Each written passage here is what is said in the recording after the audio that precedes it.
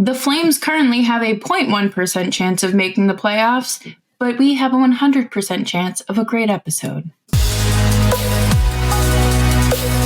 You're Locked On Flames, your daily podcast on the Calgary Flames. Part of the Locked On Podcast Network, your team every day.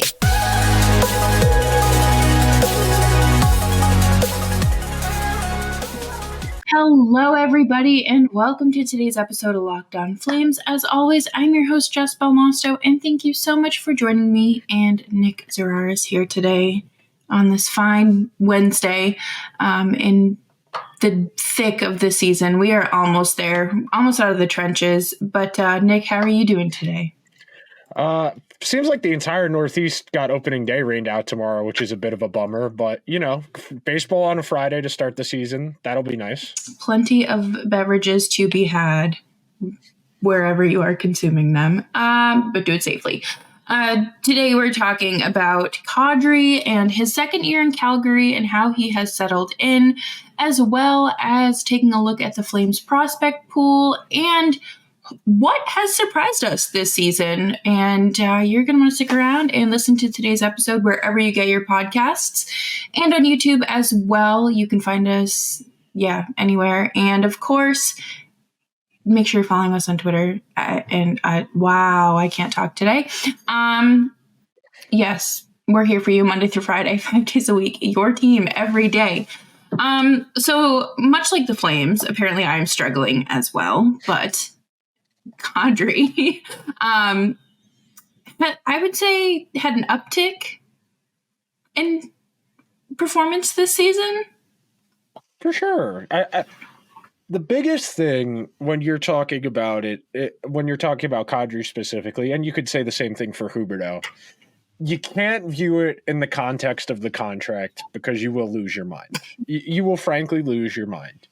We're all in agreement those contracts were signed with one view of what the team was going to be, that those were stopgaps, that those were a tourniquet to try and steady the tide, that they didn't want to go from being a 110-point team to being an 80-point team, that those two players in particular, those acquisitions, and you could throw Uyghur in here as well, but he's a little bit younger than the other two, so it's a little bit different. But those were stopgaps. Those were Brad Treliving trying to have a means of, if things went bad, he would at least be able to say, hey, we did this to try and stop the bleeding, to try and stay competitive, under the idea that if he wanted to keep the job, he would have something to point to.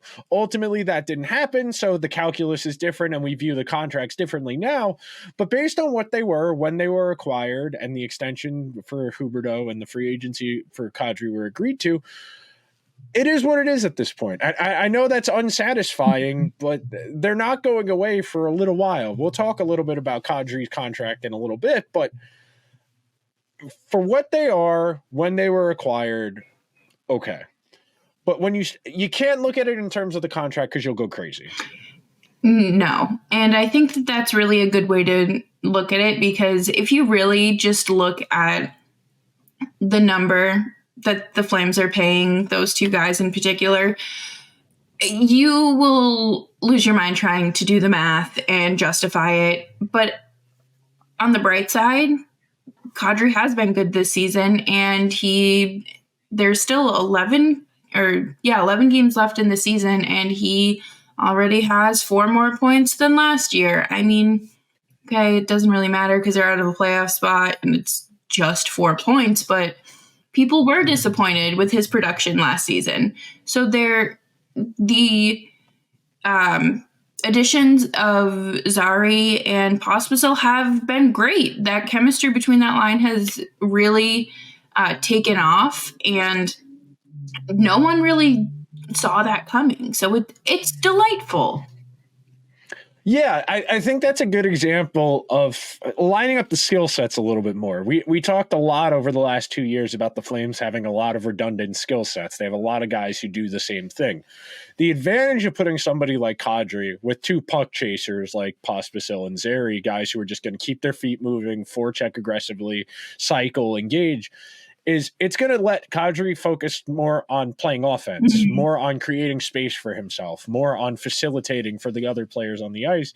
Whereas, there were stretches last year where he was playing with Huberdeau, where he was playing with Lucic, where he was playing with guys where he was being tasked with being the primary puck chaser. And that's going to take away from your opportunity to score if you're the F1, the first one entering the zone, if you're trying to pressure on the forecheck, because you're going to have to go below the goal line. You're not going to be in a shooting position or in a position to create offense. Your workload is going to be different. So in putting him with Pospisil and Zary, they've enabled him to focus a little bit more on chance creation. And the chance creation numbers are about the same as far as like the total number of them, and the high danger looks, they're about the same. The only real difference is they're converting their chances a little bit better. He's like 1% better on at 5-on-5. And I want to say, hang on, I got to pull it up here because I didn't write it down. I did a bad job of putting my notes together.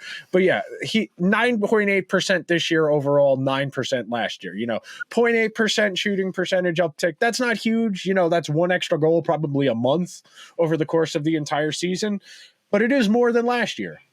Yeah, and that was kind of the benchmark for, I would say, Kadri's expectations this year, as well as Huberdeau.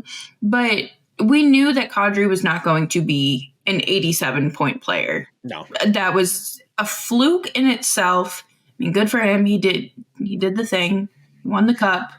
But you have an entirely different roster, and a player coming into an entirely different system with a lot less elite talent, if no elite talent, compared to what he was playing with in Colorado. And I mean, I don't think you can be upset at the way that he's played this season. I think that, he's stayed healthy, which is a big thing, and he's looked good. I mean, yeah, I pulled it up while you were talking. His most common forward 2 years ago with Colorado was Gabe Landeskog and Lehkonen, and then other than that, it was Rantanen and McKinnon. Those are two, and Rantanen and McKinnon, those are two of the 20 best players in the entire league. And Landeskog, when he was healthy 2 years ago, top 40 player in the entire league. So the workload, the responsibility is a little bit different. I know we've talked about it. We talked about it a lot coming into this season, but Kadri played a lot of playoff games over the previous couple of seasons. When you go all the way to a conference final, a cup final, a couple times, you're playing into late May, into June. Your off season's not as long. I know he had a nagging wrist injury in Colorado that last year that kind of hampered him, that he didn't get as much time off as he needed. Last year, the off season was a little bit longer because the Flames didn't make the playoffs. He was able to get healthy, feel good about himself coming into the season. And something we've talked a lot about in regards to Kadri going forward is he is a veteran who is not going to make you look bad. He is going to show up. He will be able to do the face of the franchise type things where he can do community work. He can do TV appearances. He can do all of those little things during this transitionary period because he's a role model type guy. He takes care of his business. He shows up to the rink. He plays hard, and he takes care of the little things that while the Flames are in this transitionary period, not just for the guys in the room, which we've talked about a lot, that the Flames need to foster a good environment for the young guys who come in here, which Kadri is a part of doing that. But having marketable, bankable guys that, the Flames aren't great, but you're never going to get cheated when Kadri's on the ice. He's going to go out there and bust his butt to give you his best effort. He's probably going to finish leading the team in points this year. There's a strong argument he'll probably do that going forward, barring something different.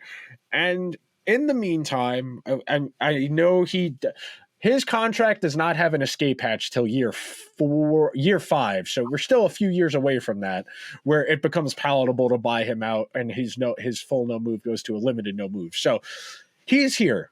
He's going to be one of the faces during this transitionary period. Complaining about it in the context of a discussion, an intellectual discussion, sure. But for the purposes of real conversation, of like problems with the Flames, that's not practical. No, not at all. And Kadri was at the Stampede too this past summer. So it's not like he really stopped the discourse of all the players actually hating being in Calgary, because he was there for an extended time during the off season. And I mean, didn't have to be. But so just try to find something positive within the Flames. I know it's hard, but Kadri being in the position that he's in, it's a good look. And that's what you need. You need something for optics at this point. So yeah. Coming up next, we are going to look at the other end of the spectrum with a bunch of the young guns and how they're doing and evolving and what dark horses we might find coming out of the AHL or juniors, wherever they may be. But first, we are going to take a quick break here and talk to you about FanDuel. Say goodbye to your busted brackets because FanDuel lets you bet on every game of the tourney. Whether you're betting on a big upset or a 1 seed, it's time to go dancing on America's #1 sportsbook. Right now, new customers get $200 in bonus bets if your first $5 bet wins.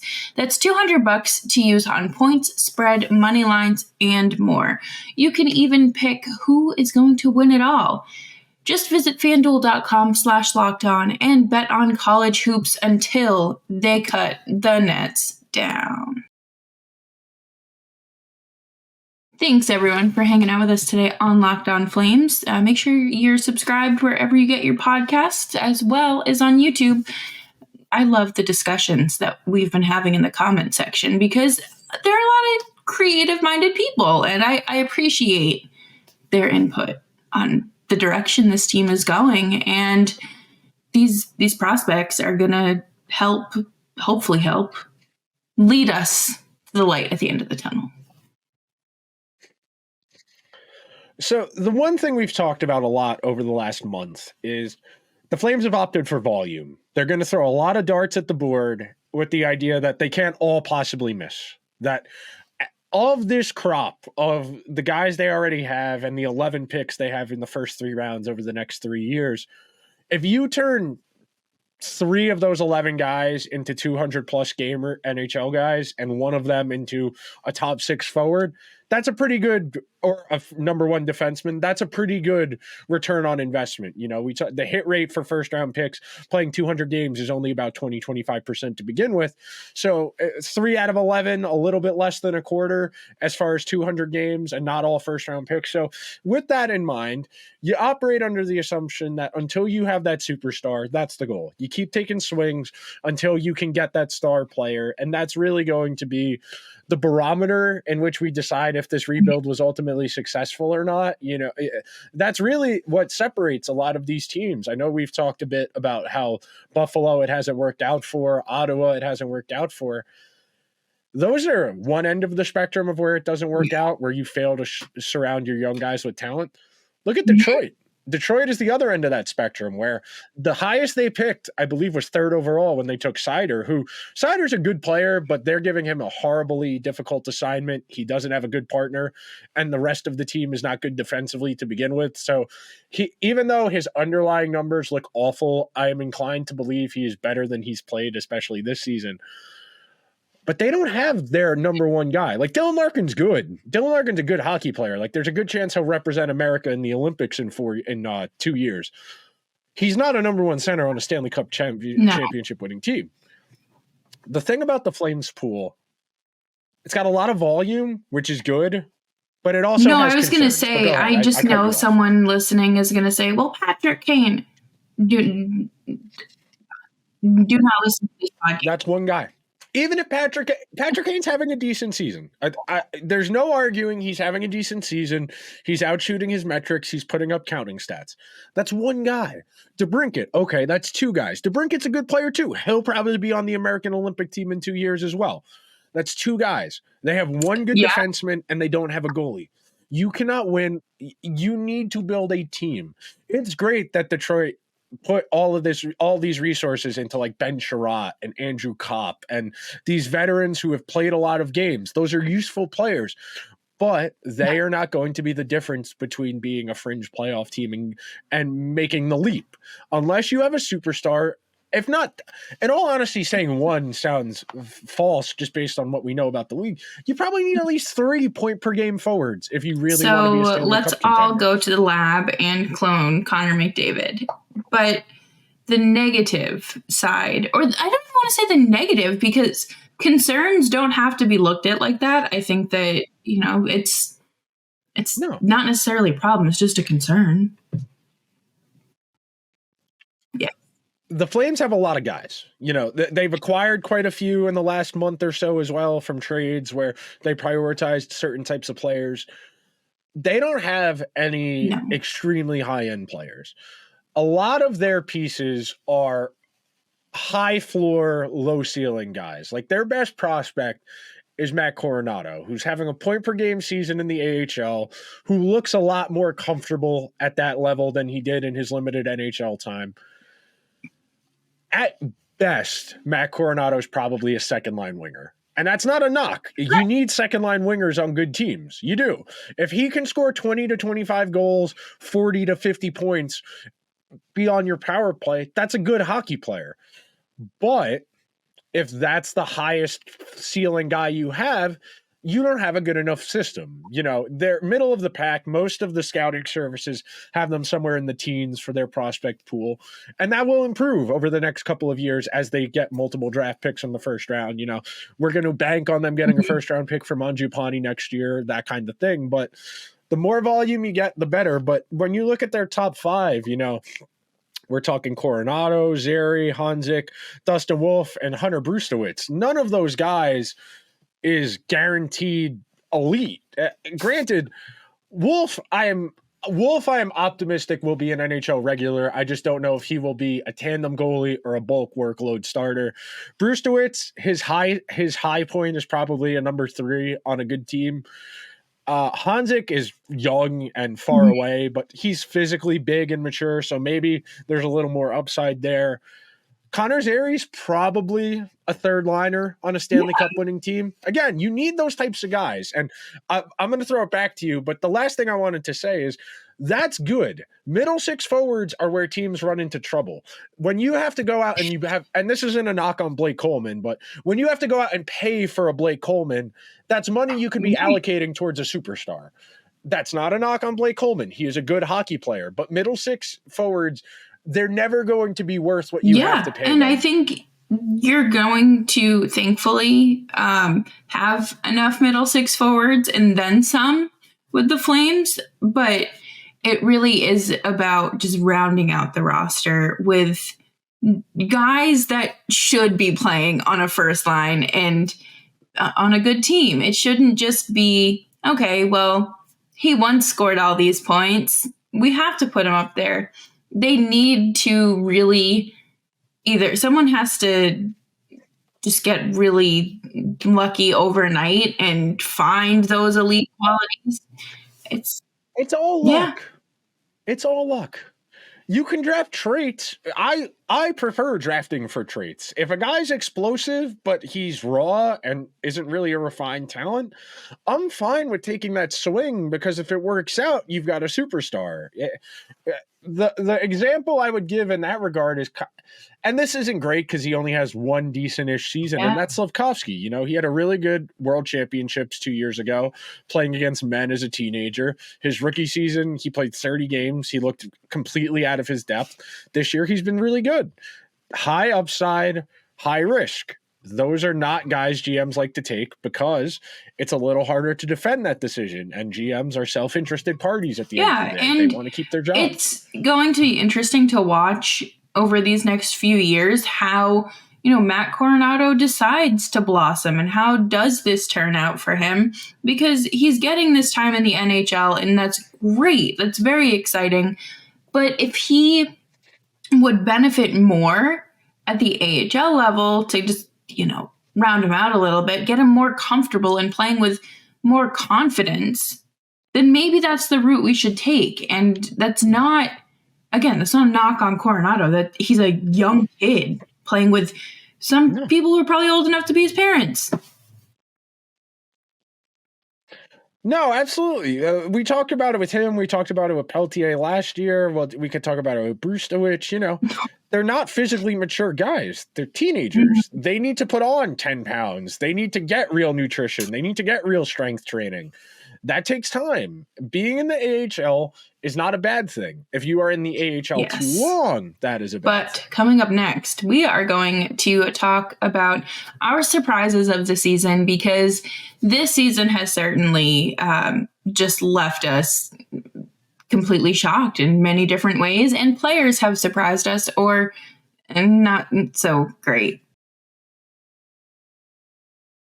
But first, I want to tell you about eBay Motors. Drive, passion, and patience. What brings home the winning trophy is also what keeps your ride or die alive. eBay Motors has everything you need to maintain your vehicle and level it up to peak performance. From superchargers, roof racks, exhaust kits, LED headlights, and more. Whether you're into speed, power, or style, eBay Motors has got you covered. With over 122 million parts for your number one ride or die, you will always find exactly what you're looking for. And with eBay Guaranteed Fit, your part is guaranteed to fit or your money back. Because with eBay Motors, you are burning rubber, not cash. With all the parts you need at the prices you want, it's easy to turn your car into the MVP and bring home that win. Keep your ride or die alive at ebaymotors.com. Eligible items only, exclusions apply. eBay Guaranteed Fit only available to U.S. customers. Thank you, everyone, for hanging out with us today on Locked On Flames. We have 11 games left. Michael Backlund. Somehow. Yeah, I don't know how we ended up here. I feel like we were just doing our season previews, but the Flames are going to have a nice long off season. Let them marinate in the rest, in the relaxation they'll hopefully be encountering. When I think of, or when I say surprise of the season, what is the first thing that comes to mind? Zary. Yeah. Zary's going to get Calder votes. So Zary's going to get down ballot Calder votes. He probably won't get invited to the award show because Faber, Bedard, and I don't know, but somebody in a bigger market, unfortunately, because hockey writers stink, they'll get invited to the actual award show. But Zary's going to get down ballot Calder votes. The analytics community already thinks he should win the Calder over guys like Bedard or Brock Faber. But he's been extremely efficient. He doesn't really have any holes in his game. He's a really solid hockey player. Bedard missed, a couple weeks. Brock Faber didn't start playing as the number one defenseman on the team till December. So you're not going to get me to argue on Zary's behalf over either of those two guys, but there's a case. He's had a really good season. He has had better than anybody possibly could have imagined, and he gives the Flames a good problem. You have one more top 9 forward you have to account for in your formula, who's not going to be expensive, who you have team control of for a number of seasons, and that's a good problem to have. Yeah, and he really came in completely unexpected. I don't think anyone really thought that back in October when he got called up, this would be a season-long thing. But it turned into it, and that's great. It has been really fun to watch that line in particular, and you can see the growth in his game and how he settled in and how comfortable he looks. And the fact that he is even in those Calder conversations is incredible because, again, that was not on anyone's radar regardless of when his transition to the NHL happened. No, I mean, we're talking about somebody who was drafted 3 years ago in the fall. So he was class of 2020, 3 years ago. He's 22 years old. I had to pull it up, but yeah, 22 years old. He was drafted at 19 as an overager, not a huge developmental track record, 2 seasons in the AHL. And like you said, he was an injury replacement and he forced their hand. He played well enough to justify staying. I know they had the injury bug pretty bad early in the season where they had to call up quite a few guys. Pospisil, who I would also mention has been a pleasant surprise this year. Same deal. Injury replacement, good enough to stick around. Deadline, you trade off a couple guys. There's more spots. And both of those guys are now in your plans. Those are 2 top 9 forwards going forward. You have got the bones of a really solid group. and this is hypotheticals are very, very uninteresting for people who aren't cooking them up. But like, if they had a good first line, if they had their superstar or two, and then they had the rest of this forward group, this would be a really good forward group. Yeah. Pospisil, Zary, Mangiapane, Backlund, Coleman. That's 6 right there. It's been so great to watch Pospisil take this leap too, because he missed most of last season with his 4th or 5th concussion, and he's a young kid. That's not great really for anyone, but someone that is going back into the environment where they received those concussions, there's a risk there, but it's been so far okay, I would say, and he will hopefully rein it in a little bit. I think that I was going to say, aside from getting suspended a couple times, aside from getting suspended and the one hit, it's been all right. I'm sure that Kadri has had a conversation or two with him and been like, hey, I've been there. You don't want that. Don't do it. It's complicated, man. It really is. But you got those two. You got the other veterans I mentioned. You got Kadri. You got Huberdeau. All you need is 2 superstars with that group, and you got a good team. Yeah. That's it. All you need is 2 guys.